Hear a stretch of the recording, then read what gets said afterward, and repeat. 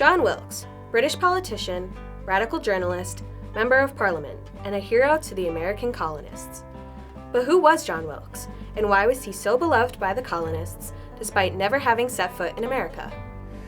John Wilkes was an 18th century British politician. He was born in London.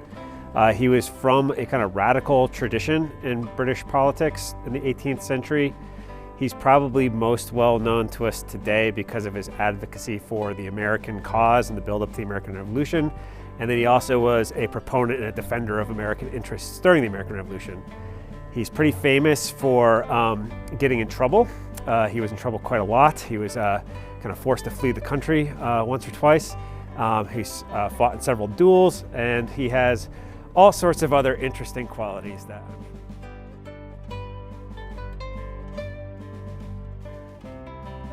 John Wilkes was born in Clerkenwell, London in 1725 and was one of 5 children. His father, Israel Wilkes, had only intended to give him a basic education in reading and writing, but soon realized how bright he was. Wilkes was then sent to be educated in other topics, like Greek and Roman art and literature, by several well-educated churchmen. His teacher greatly emphasized the importance of free expression, a lesson Wilkes proved to carry with him throughout his life. He later attended Leiden University in Holland, where he met an array of young, rich Englishmen. After 2 years abroad, Wilkes returned with the reputation of being an educated man. In 1749, he was elected a member of the Royal Society, an exclusive group of rich educated men who met to discuss, write, and publish papers. This provided a foundation for the future of John Wilkes. Many primarily remember John Wilkes as a politician. He served as a member of Parliament for several years. In many ways, Wilkes was unlike traditional politicians.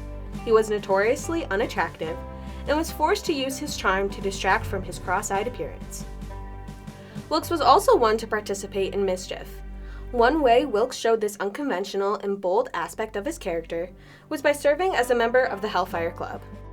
Answer, because the Hellfire Club is a bit secretive, so we don't know exactly the ins and outs of the Hellfire Club, but really what the Hellfire Club was a social club for elite men. The general gist of it was that it was a place that they could go to be very, very immoral in a discreet location, shall we say. There was a lot of drinking and pranks and things like that. Wilkes apparently brought a mandrill, which is a type of monkey, to one of the clubs dressed up like the devil, and released it, causing lots of chaos and whatnot, earning him the derision of a guy named the Earl of Sandwich. And so he just sounds like he was somebody who liked to have a good time, and maybe not necessarily always above board. Besides participating in pranks with the Hellfire Club, another way Wilkes was unique and unconventional was in his beliefs. He outspokenly criticized the government and the king multiple times. In 1762, he founded the satirical partisan paper, The North Briton, to voice this opposition. He often inserted cheeky comments in this newspaper that offended the king, which landed him in trouble a couple of times. He was arrested for his involvement with seditious libel, a direct result of his offense to the State of London. This was due to his objection to the Paris Peace Treaty, which ended the 7 Years' War. This involvement with anti-establishment journalism not only led to his arrest, but it also led him to getting shot in the abdomen by Samuel Martin. Martin was a politician and a member of the British Parliament who supported the king, yet was offended by Wilkes' letters and journalism so much so that he challenged him to a duel. Although some opposed Wilkes and his beliefs, he also had many supporters. During his trial, he made a speech that advocated for the ordinary man, while also directing the purpose of determining whether English liberty should be a reality or a shadow. This earned him many followers, so much so he was accompanied home after his plea of parliamentary privilege by cries of "Wilkes and liberty," a phrase that will follow Wilkes for the rest of his life. Wilkes continued to move in and out of parliamentary positions until he eventually lost it to his opponent Colonel Luttrell. This loss landed him as the Sheriff of Middlesex in London, after which he won his Parliament seat back in his 5th election. In his time in Parliament, he ended the use of general warrants and ensured greater freedom of the press. In his publications, he promised to uphold these beliefs and continue to fight for citizens' freedom. To the gentlemen, clergy, and freeholders of the county of Middlesex, my views will be approved by you, for they shall be public-spirited and in no instance selfish or partial. I would not for a moment lie under the suspicion of a mean, private, interested plan of conduct or personal ambition. I am determined to remain entirely independent, uncorrupted, even unbiased, in an improper manner, and never to accept the crown, either place, pension, gratuity, or emolument of any kind. I will live and die in your service, a private gentleman, perfectly free, under no control but the laws, under no influence but yours, and I hope, by your favor and kindness, one of the representatives in Parliament for the county of Middlesex. On these terms, I only expect through life the continuance of your support, as well as the favorable opinion of you and all other good men, the friends of liberty and of my country. I am, with gratitude and esteem, gentlemen, your faithful and obedient humble servant. Support for Wilkes and his ideas extended to the United States during the American Revolution. Wilkes supported the American colonies' independence. This fueled the American colonists to look to Wilkes as an ally in the fight for representation. His phrase, "the rights of Englishmen," was adopted by the American rebels as they pleaded their cause to King George and Parliament.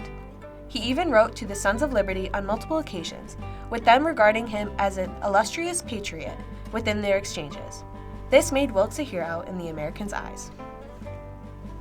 So we have to think of the build-up to the American Revolution stretching, at least a decade before the actual kind of conflict erupts, maybe even longer than that. And so the American colonists viewed the kind of growth of interest of the British Parliament in American issues with suspicion. If you remember your American history classes, no taxation without representation, things like that, right? And Wilkes was a proponent of representation. He thought that people should have a voice in their government, and many of those kind of arguments that he was putting forward really resonated with Americans. So a lot of what Americans liked about him wasn't necessarily exactly specifically regarding America. It was kind of more his general view on representation, his general view on the rights of people to criticize government, and things like that. Centuries later, Wilkes' influence and legacy remains within America and around the world. While Wilkes was imprisoned for libel, colonists combined his name with Isaac Barré's to create the city known as Wilkes-Barre, Pennsylvania. Barré, like Wilkes, was a British politician who spoke up for the colonists and also supported the rights of Wilkes during the North Britain controversy. Wilkes-Barre is now home to more than 45,000 citizens. In Wilkes-Barre, a university previously named Bucknell Junior College was renamed to Wilkes College and eventually Wilkes University after John Wilkes. There was also Wilkes counties located in Georgia and North Carolina, and Wilkes Street located in Alexandria, Virginia.